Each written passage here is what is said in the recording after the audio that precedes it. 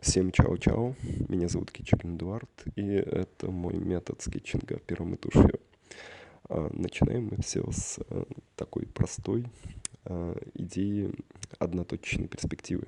Обратите внимание на линии крыш, они все сходятся в одну точку. И если вы работаете в одноточечной перспективе, то вам будет очень легко.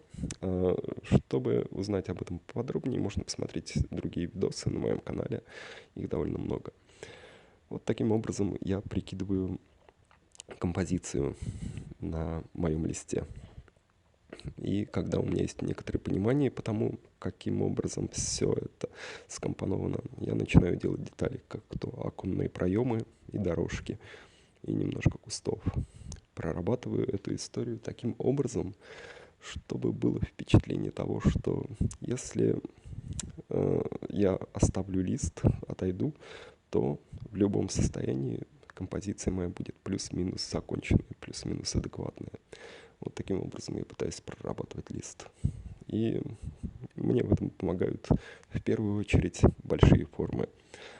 Это формы моих домиков, построенных в перспективе, оконные дверные проемы и основные базовые тени, которые я прокладываю в самом начале моего рисунка. Я работаю черной тушью Winsor & Newton и пером звездочка. Вот таким образом я строю, например, все геометрические формы, все бионические формы. Зеленка, она построена тоже на очень-очень простых паттернах. Также смотрите у меня на канале, как делать их отдельно. Видео по зеленке тоже очень много. Прорабатываю детали. Я стремлюсь, чтобы композиция была уравновешенная и законченная. И обратите внимание, как, например, делаю образы окон. Это такое пятно вверху и чуть-чуть штриховки внизу. И это уже нормально работает, как идея окна. Проработал немножко направление дороги, чтобы было понятно, на какой высоте, где находится плоскость. И для этого не нужно большой детализации, достаточно нескольких штрихов. Все это прекрасно работает. И начинаю приносить туда цвет. Использую тоже Winsor & Newton, желтую. Сначала смачиваю плоскость водой, потом пером приношу туда цвет. Дальше также водной кистью немножко корректирую всю эту историю.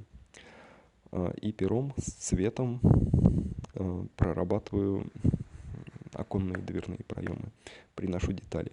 Если раньше я рисовал черной тушью, то теперь прихожу туда с этой же желтой тушью.